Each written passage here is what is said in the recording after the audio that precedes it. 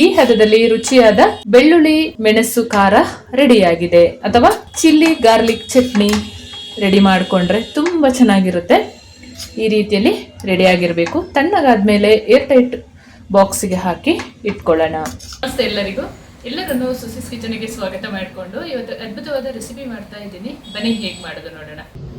ನಾವು ಇವತ್ತು ಕೊರೆಯುವ ಚಳಿಗೊಂದು ಖಾರವಾದ ಬೆಳ್ಳುಳ್ಳಿ ಮತ್ತು ಮೆಣಸಿನ ಖಾರ ಮಾಡ್ಕೊಳ್ಳೋಣ. ಬೆಳ್ಳುಳ್ಳಿ ಚಟ್ನಿ ಅಂತಲೂ ಹೇಳ್ಬೋದು, ಅಥವಾ ಮೆಣಸಿನ ಚಟ್ನಿ ಅಂತಲೂ ಹೇಳ್ಬೋದು. ನಾನಿಲ್ಲಿ ಒಂದು 50 ಬ್ಯಾಡಗಿ ಮೆಣಸನ್ನು ತೊಗೊಂಡಿದ್ದೀನಿ ಕಲ್ಲರ್ಗೋಸ್ಕರ. ಒಂದು 20 ಖಾರ ಮೆಣಸನ್ನು ತೊಗೊಂಡಿದ್ದೀನಿ. ಚೆನ್ನಾಗಿ ನೀರು ಹಾಕ್ಕೊಂಡು ವಾಶ್ ಮಾಡ್ಕೊಳ್ಳೋಣ ಇದನ್ನು. ಆಮೇಲೆ ಬಿಸಿನೀರು ಹಾಕಿ ನಾವು ಮಾಡ್ಕೊಳ್ಳುವ 1 ಅವರ್ ಮೊದಲು ನೀರಿಗೆ ಹಾಕಿಟ್ರೆ ಆಯಿತು. ಮೆಣಸನ್ನು ನೀಟಾಗಿ ವಾಶ್ ಮಾಡಿ ಇಟ್ಕೊಂಡಿದ್ದಾಗಿದೆ. ಬಿಸಿನೀರು ಮಾಡಿಕೊಂಡು ಹಾಕ್ಕೊಳ್ಬೇಕು. ಒಳ್ಳೆ ಕಲರ್ ಬರುತ್ತೆ ಮತ್ತು ಚೆನ್ನಾಗಿ ನೆನ್ಕೊಳ್ಳುತ್ತೆ. ಹಾಗಾಗಿ ಹುಳಿ ಬೇಕಾದರೆ ನೀವು ಸ್ವಲ್ಪ ದಿನಕ್ಕೆ ಮಾಡ್ಕೊಳ್ತೀನಿ ಅಂತ ಹೇಳಿದರೆ ಲೆಮನ್ ಜ್ಯೂಸನ್ನು ಆ್ಯಡ್ ಮಾಡ್ಕೊಳ್ಬೋದು, ಇಲ್ಲ ಹುಣಸೆ ಹಣ್ಣನ್ನು ನೀರು ಮಾಡಿ ಹಾಕ್ಕೊಳ್ಬೋದು. ಒಂದು 3 ಗೆಡ್ಡೆ ಬೆಳ್ಳುಳ್ಳಿನ ಸಿಪ್ಪೆ ಸುಲಿದು ಇಟ್ಕೊಂಡಿದ್ದೀನಿ. ಇದನ್ನು ಸ್ವಲ್ಪ 1 ಗೆಡ್ಡೆಯಷ್ಟು ಕಟ್ ಮಾಡ್ಕೊಳ್ಳೋಣ. ಹುಣಸೆ ಹಣ್ಣನ್ನು ತೊಗೊಂಡಿದ್ದೀನಿ. ಬಿಸಿನೀರು ಹಾಕಿ ಇಡೋಣ. ಚೆನ್ನಾಗಿ ನೆನೆಯಲಿ. ಚೆನ್ನಾಗಿ ಮೆಣಸು ನೆನ್ಕೊಂಡಿದೆ. ಇವಾಗ ಗ್ರೈಂಡ್ ಮಾಡ್ಕೊಳ್ಳೋಣ. ಇದೇ ನೀರು ಹಾಕ್ಕೊಂಡು ಗ್ರೈಂಡ್ ಮಾಡ್ಕೊಳ್ಬೇಕು. ನೈಸಾಗಿ ಗ್ರೈಂಡ್ ಮಾಡ್ಕೊಳ್ಳೋಣ. ಬೆಳ್ಳುಳ್ಳಿ ಸೇರಿಸ್ಕೊಳ್ಳೋಣ. 1 ಚಮಚದಷ್ಟು ಕಾಳು ಮೆಣಸನ್ನು ಸೇರಿಸ್ಕೊಳ್ತಾ ಇದ್ದೀನಿ. 1 ಚಮಚದಷ್ಟು ಜೀರಿಗೆ,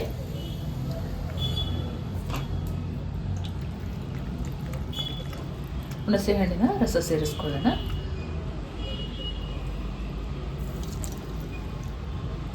ನೀರು ಬೇಕಾದರೆ ಸ್ವಲ್ಪ ಹಾಕ್ಕೊಳ್ಳೋಣ.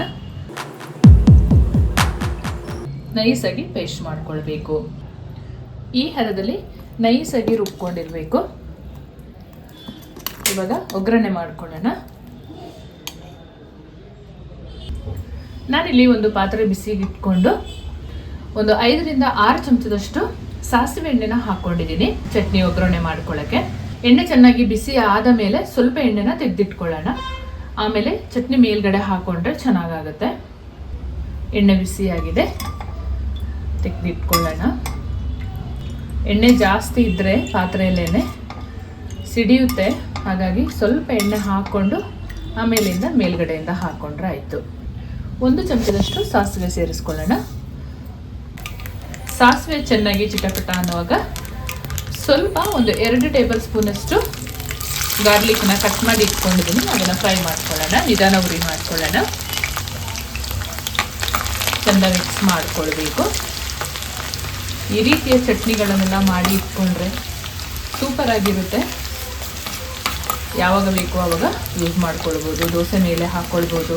ಇದರಿಂದಲೇ ತೆಗೆದು ಸ್ವಲ್ಪ ಚಿಕನ್ಗೆ ಕೂಡ ಹಾಕಿ ಚಿಕನ್ ಫ್ರೈ ಕೂಡ ಮಾಡ್ಕೊಳ್ಬೋದು. ಅದು ಕೂಡ ತುಂಬ ಸೂಪರ್ ಆಗಿರುತ್ತೆ. ಚಿಕನ್ ತಿನ್ನೋರು ಅಷ್ಟೇ. ಉರಿ ಕಡಿಮೆ ಮಾಡಿಕೊಂಡು ನಾವು ರುಬ್ಬಿದ ಚಟ್ನಿಯನ್ನು ಹಾಕೊಳ್ಳೋಣ. ಚಟ್ನಿ ಸೇರಿಸ್ಕೊಳ್ಳೋಣ. ಉರಿ ಜಾಸ್ತಿ ಮಾಡಿಕೊಂಡ್ರೆ ಸಿಡಿಯುತ್ತೆ ಇದು. ಹಾಗಾಗಿ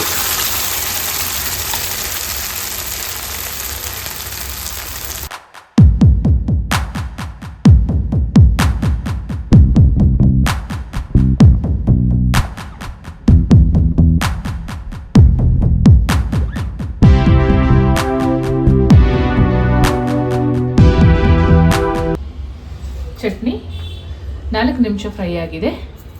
ಉಪ್ಪು ಪುಡಿಯನ್ನು ಸೇರಿಸ್ಕೊಳ್ತಾ ಇದ್ದೀನಿ ರುಚಿಗೆ ತಕ್ಕಷ್ಟು. ಚೆನ್ನಾಗಿ ಮಿಕ್ಸ್ ಮಾಡ್ಕೊಳ್ಳೋಣ. ಇಲ್ಲ ಕಲ್ಲುಪ್ಪು ಬೇಕಿದ್ರೆ ನೀವು ರುಬ್ಬುವಾಗನೇ ಈ ಒಣಮೆಣಸಿನ ಜೊತೆ ಹಾಕ್ಕೊಂಡು ರುಬ್ಕೊಳ್ಬೋದು. ಅದು ಕೂಡ ಚೆನ್ನಾಗಾಗುತ್ತೆ. ಚೆಂದ ಫ್ರೈ ಆಗಿ ಕಲರ್ ಚೇಂಜ್ ಆಗಬೇಕು. ಅಲ್ಲಿ ತನಕನೂ ಫ್ರೈ ಮಾಡ್ಕೊಳ್ಳೋಣ. ಬಿಸಿ ಮಾಡಿದ ಆಯಿಲನ್ನು ಸೇರಿಸ್ಕೊಳ್ಳೋಣ. ಈಗ ಚೆಂದ ಒಮ್ಮೆ ಮಿಕ್ಸ್ ಮಾಡ್ಕೊಳ್ಳೋಣ. ಎಲ್ಲಿವರೆಗೂ ಬೇಯಬೇಕಂದ್ರೆ ಆಯಿಲೆಲ್ಲ ರಿಲೀಸ್ ಆಗಬೇಕು. ಅಷ್ಟು ಹೊತ್ತು ಬೇಯಿಸ್ಕೊಂಡ್ರೆ ಚೆನ್ನಾಗಾಗುತ್ತೆ. ಒಂದೊಳ್ಳೆ ಕಲರ್ ಕೂಡ ಇರುತ್ತೆ, ಅಷ್ಟೇ ರುಚಿಯಾಗಿ ಕೂಡ ಇರುತ್ತೆ. ಒಮ್ಮೆ ನೀವು ಟ್ರೈ ಮಾಡಿ. ಈ ರೀತಿಯಲ್ಲಿ ಚಟ್ನಿ ರೆಡಿಯಾಗಿರಬೇಕು. ತಣ್ಣಗಾದ್ಮೇಲೆ ಒಂದು ಏರ್ ಟೈಟ್ ಕಂಟೈನರಲ್ಲಿ ಹಾಕಿ ಸ್ಟೋರ್ ಮಾಡಿದರೆ ರುಚಿಯಾಗಿ ಸವಿಬಹುದು.